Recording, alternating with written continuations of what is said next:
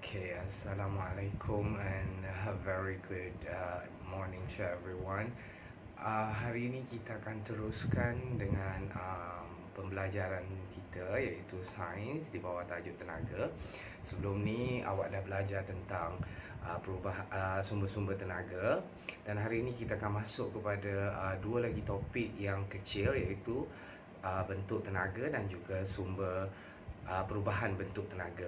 Okey, jadi cikgu ada sediakan satu klip video untuk kamu tonton dan cuba fahamkan apa isi kandungan yang akan disampaikan oleh cikgu. Jadi cikgu minta kamu tonton dengan teliti dan cuba ikut arahan apa yang cikgu berikan dalam video tu. Baik.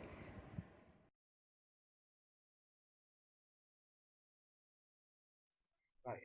Assalamualaikum warahmatullahi wabarakatuh. Untuk pembelajaran kali ini, Sains Tahun 4 dalam tajuk tenaga, kita akan teruskan dengan tajuk bentuk dan perubahan tenaga. Sebelum ni, awak sudah belajar tentang sumber-sumber tenaga, di mana beberapa sumber tenaga yang awak perlu tahu, dan sekarang ni bila kita dah habis untuk tajuk sumber tenaga, kita perlu melihat kepada bentuk dan perubahan tenaga, ya. Baik.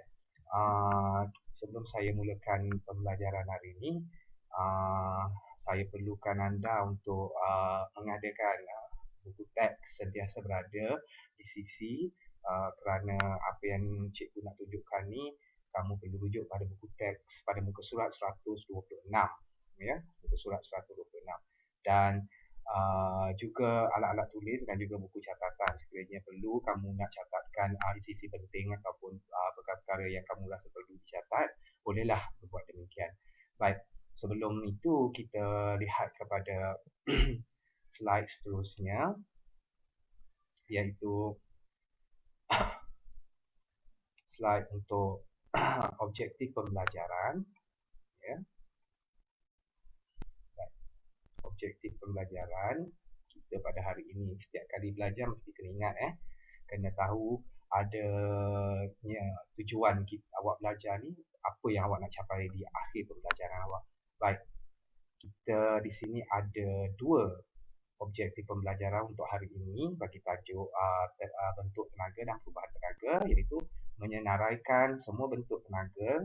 Kalau awak dapat lihat, menyenaraikan semua bentuk tenaga secara lisan atau bertulis melalui peta minda yang dihasilkan. Ataupun objektif pembelajaran seterusnya iaitu membuat analogi mudah secara bertulis tentang perubahan tenaga yang diperhatikan dalam kehidupan seharian. Jadi ini kedua-dua ini merupakan objektif pembelajaran yang kamu perlu capai di akhir pengajaran. Jadi kena sentiasa ada di dalam minda kamu ketika mana kamu melakukan proses pembelajaran ini. Kamu kena pastikan yang kedua-dua objektif pembelajaran ini dapat dicapai di akhir pembelajaran kamu, ya. Baik. Seterusnya, cikgu nak kamu ada buku teks bersama kamu, sila rujuk buku teks kamu iaitu muka surat 126 berkaitan dengan bentuk tenaga. Baik. Yang pertama sekali adalah tenaga. Terdapat pelbagai bentuk tenaga di sekeliling kita. Jadi kita nak kenal apakah bentuk-bentuk tenaga yang ada di sekeliling kita. Yang pertama ialah tenaga suria. Baik, tenaga suria inilah tenaga yang diperoleh daripada matahari, ianya semula jadi,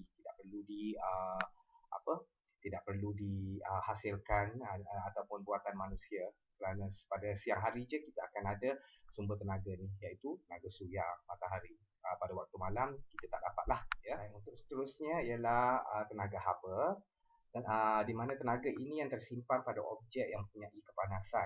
Kalau kamu perhatikan cerik elektrik ataupun bila ibu kamu memasak di dapur, kamu cuba sentuh, jangan sentuh terlalu lama, dapat rasakan, dekatkan tangan kamu je, kamu dapat rasakan haba. Haba itu merupakan satu bentuk tenaga. Ianya dihasilkan apabila berlaku bila dinyalakan api, ya. Kalau kamu tengok daripada gambar ni, ialah tenaga yang tersimpan pada objek yang mempunyai kepanasan. Kepanasan, mana datangnya kepanasan? Daripada api ataupun cahaya. Cahaya juga boleh menghasilkan haba. Jadi cahaya juga boleh ditukar kepada bentuk tenaga haba, tenaga cahaya. Baik, seterusnya ialah tenaga cahaya. Tenaga cahaya ialah tenaga yang dihasilkan oleh objek yang memancarkan cahaya. Baik, macam cikgu cakap tadi, bila ada cahaya mesti ada haba. Faham tak? Jadi bila tenaga cahaya ni dia akan hasilkan satu tenaga lagi, iaitu tenaga haba. Tapi ianya merupakan dua tenaga yang dalam bentuk yang berbeza. Tenaga haba yang dihasilkan oleh api dan cahaya. Tapi kalau cahaya tak semestinya ada tenaga haba, ada cahaya, tak semestinya. Contohnya cerai elektrik, daripada tenaga elektrik tu tak ada api pun tapi tiba-tiba boleh panas untuk panaskan air kan. Jadi dekat situ bezanya. Baik, yang seterusnya ialah tenaga bunyi. Tenaga bunyi ni dihasilkan oleh objek yang bergetar. Tujuh buku teks kamu. Contohnya macam awak petik gitar, awak ketuk satu dipanggil sebagai kalau ketuk gendang. Gendang tu sebenarnya permukaannya bergetar sebab tu menghasilkan bunyi. Jadi itu tenaga bunyi. Baik, seterusnya ialah tenaga elektrik. Tenaga elektrik ni ialah tenaga yang mengalir dalam litar elektrik yang lengkap. Dekat rumah kamu kalau kamu tengok lampu bernyala, kipas berpusing, itu semua ada litar elektrik. Jadi tenaga elektrik tu memainkan peranan untuk menggerakkan ataupun membolehkan semua peralatan elektrik di rumah kamu berfungsi dengan baik. Ya, tapi litarnya mesti lengkap. Sekiranya litarnya tidak lengkap, maka peralatan itu tidak boleh berfungsi dengan baik sebab tiada tenaga elektrik dibekalkan, terputus. Jadi kalau perhatikan gambar ni, ini adalah satu litar lengkap di mana ada wayar, ada sumber tenaga. Sumber tenaga di sini ialah bateri, sel kering, dan ia mengalihkan arus elektrik dan menyebabkan buzzer ataupun lampu mentol menyala. Baik. Kita tengok muka surat seterusnya iaitu 127. Baik. Ya, satu lagi bentuk tenaga ialah tenaga kimia. Tenaga kimia ni ialah tenaga yang tersimpan dalam bahan seperti makanan. Sebab bila kita makan, kita mempunyai tenaga. Sebab daripada tenaga kimia daripada tumbuhan ataupun haiwan yang kita makan tu, dia akan berpindah kepada badan kita untuk membolehkan kita melakukan kerja-kerja harian. Selain daripada makanan, ianya juga ada pada bahan api fosil, biogesim atau bateri. Ini adalah sumber-sumber tenaga yang awak dah belajar sebelum ini. Ya. Jadi seterusnya tenaga kinetik ialah tenaga yang dipunyai oleh objek yang bergerak. Setiap kali objek itu bergerak, dia mempunyai tenaga kinetik. Awak berjalan, awak mempunyai tenaga kinetik. Bola bergerak, bola tu melerik ataupun bergerak di atas padang, mempunyai tenaga kinetik. Dan banyak lagi contoh-contoh benda yang bergerak mempunyai tenaga kinetik. Baik, seterusnya kita pergi kepada tenaga keupayaan. Tenaga keupayaan merupakan tenaga yang tersimpan pada objek yang berada pada suatu ketinggian, diregangkan atau dimampakkan. Maka dari sini maksudnya berada pada satu ketinggian. Contohnya cikgu ambil ketinggian pada buku ni, berada pada satu ketinggian, cikgu letak pen kat atas ni. Jadi pen ni dia hampir nak jatuh. Jadi sebelum dia jatuh tu dia mempunyai tenaga keupayaan sebab dia berada dalam keadaan pegun sebelum dia bergerak jatuh. Maksudnya dah bertukar kepada tenaga kinetik. Dan juga bola yang bergerak tu contohnya getah yang awak gunakan dekat rumah tu, awak tarik macam ni. Itu sebab dalam keadaan pegun awak tarik tu, sebelum awak lepaskan getah tu, itu tenaga keupayaannya sangat tinggi. Tenaga keupayaan ni merupakan objek yang pegun yang tak bergerak. Okey, dan bila diregangkan atau dimampakkan. Mampakkan ni macam contoh spring, awak mampakkan, and then lama-lama nanti bila awak lepas dia akan bergerak balik kepada bentuk asal. Jadi masa ketika awak mampakkan tu, ianya mempunyai tenaga keupayaan yang sangat tinggi. Okey, baik, seterusnya ialah tenaga nuklear. Tenaga nuklear ialah tenaga yang terkandung dalam bahan nuklear seperti uranium. Seperti mana awak belajar sebelum ni, sumber-sumber tenaga nuklear ni seperti uranium, plutonium dan banyak lagi.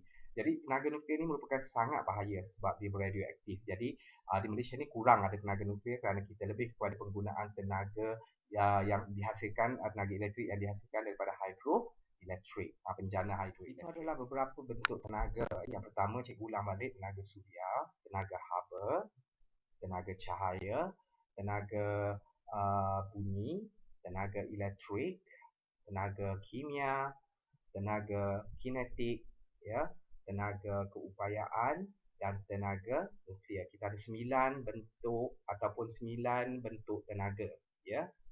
Jadi cikgu nak kamu ingatkan tu. Nanti cikgu akan minta kamu untuk buat peta minda, dan kamu boleh menghafal bagaimana tenaga suria ni diperolehi, tenaga haba diperolehi, tenaga cahaya diperolehi. Okey. Baik, untuk seterusnya, cikgu harap jelas dari segi bentuk tenaga. Untuk seterusnya kita tengok slide berikutnya, iaitu perubahan bentuk tenaga. Baik, untuk perubahan bentuk tenaga, kita kena faham tenaga ni boleh berubah bentuk kepada bentuk yang lain, bentuk tenaga yang lain. Mari kita perhatikan perubahan bentuk tenaga dalam kehidupan kita, sebab ianya sentiasa berlaku dalam kehidupan kita. Cuma kita perhatikan sama ada kita memahaminya atau tidak. Tapi sebelum tu, cikgu nak highlightkan simbol ni. Simbol anak panah ni, cuba tengok pada muka surat 128. Anak panah ni merupakan bermakna berubah kepada. Dan simbol tambah ini bermakna dan. Jadi cikgu nak kamu ingat simbol ni bila kamu nak buat satu perubahan bentuk tenaga daripada satu tenaga kepada tenaga yang lain. Pada muka surat 128, kamu dapat lihat beberapa aktiviti harian yang dilakukan oleh kita, seperti mengayuh basikal. Semasa mengayuh basikal, tenaga kimia daripada makanan yang dimakan berubah kepada tenaga kinetik. Ingat, maksudnya tenaga kimia daripada makanan tadi akan berubah. Anak panah ni, apa dia? Maksud dia bermakna berubah kepada tenaga kinetik. Baik, tenaga kimia tadi daripada makanan yang kita makan. Jadi kita akan ada tenaga untuk kita gerakkan badan kita ataupun kita gerakkan sesuatu macam tenaga daripada makanan digunakan dalam pergerakan kaki dan basikal. Baik. Seterusnya, menghidupkan televisyen. Dan ketika menghidupkan televisyen, tenaga elektrik yang digunakan berubah kepada tenaga cahaya dan tenaga bunyi. Baik. Daripada tenaga elektrik tadi, maka ianya berubah kepada tenaga cahaya dan tambah. Tambah ni apa maksud dia? Bermakna dan tenaga bunyi. Dalam litar elektrik tu, televisyen ada litar dia. Maka bila ianya dialirkan elektrik, dia akan mengeluarkan ataupun menghasilkan tenaga cahaya. Televisyen memancarkan imej. Imej ni adalah cahaya dan tenaga bunyi. Bunyi daripada televisyen tu. Maknanya ada dua tenaga dihasilkan daripada tenaga elektrik bila kita hidupkan televisyen. Baik, untuk seterusnya kita tengok kepada yang kat bawah ni, menyalakan api. Baik. Jadi tenaga yang terlibat di sini menyalakan api ialah tenaga kimia. Tenaga akan berubah kepada tenaga haba dan akan menghasilkan juga tenaga cahaya. Semasa api menyala, tenaga kimia yang tersimpan dalam bahan bakar berubah kepada tenaga haba dan tenaga cahaya. Baik, tenaga kimia tadi tersimpan dalam bahan bakar. Contoh bahan bakar di sini adalah kayu-kayu ataupun kertas yang dibakar tu mempunyai tenaga kimia di dalamnya. Maka bila dibakar, dia maka menghasilkan tenaga haba, api menghasilkan haba dan menghasilkan tenaga cahaya. Tambah ni ingat simbol ni dan menghasilkan tenaga cahaya. Bermakna bila berlaku pembakaran, ada dua tenaga yang dihasilkan daripada tenaga kimia, iaitu tenaga haba dan tenaga cahaya, di mana api memancarkan cahaya. Sebab tu kalau kita buat unggun api tengah malam, dia boleh menerangkan kawasan sekeliling. Okey.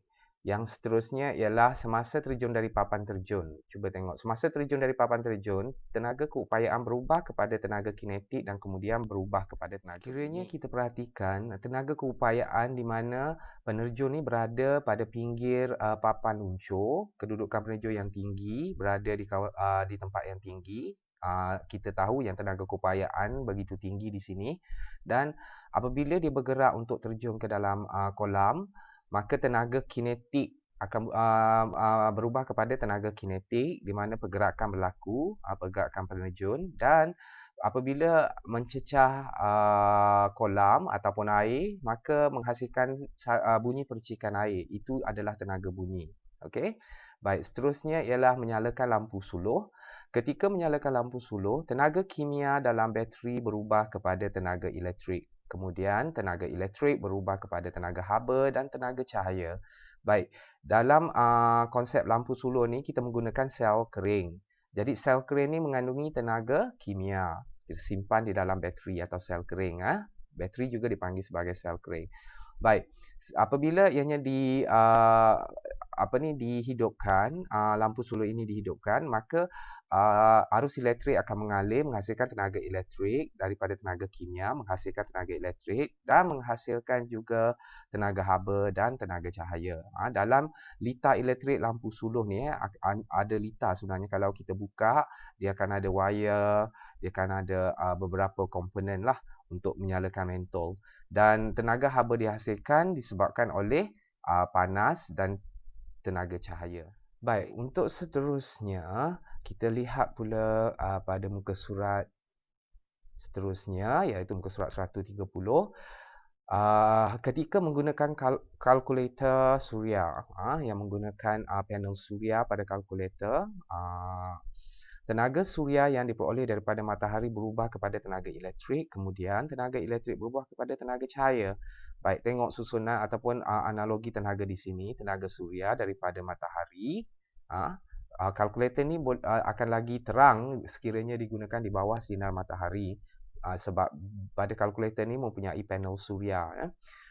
Dari tenaga suria tadi akan berubah kepada tenaga elektrik. Dalam litar kalkulator ni akan menghasilkan tenaga elektrik dan akan menghasilkan tenaga cahaya. Skrin memancarkan cahaya.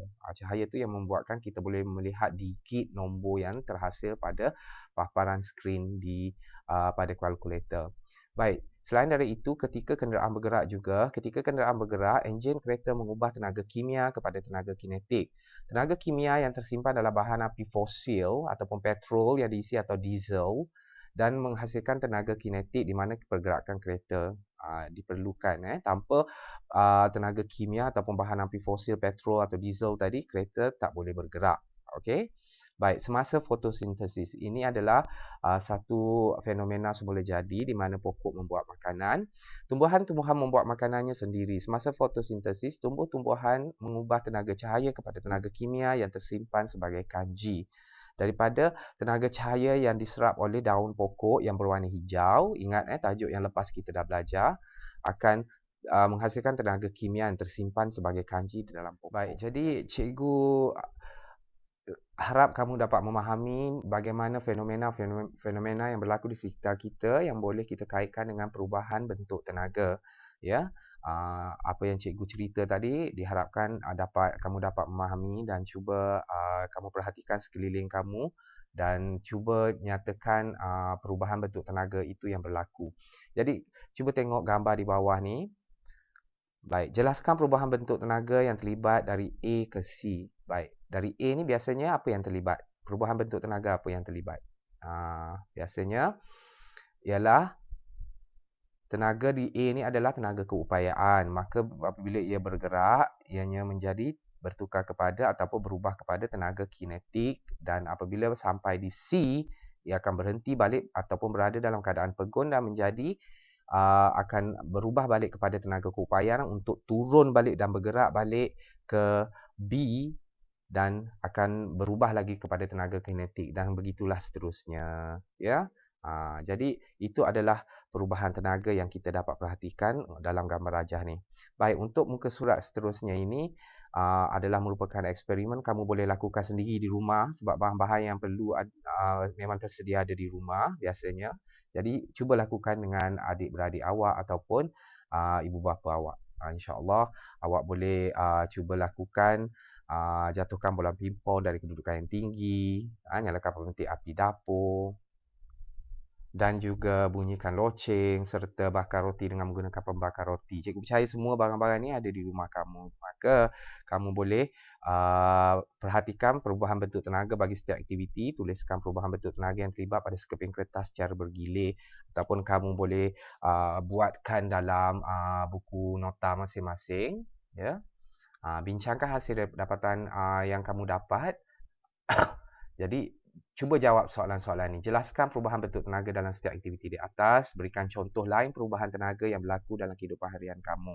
Jadi, cikgu nak kamu cuba jawab soalan ni. Okey? Baik, kita pergi pada muka surat seterusnya.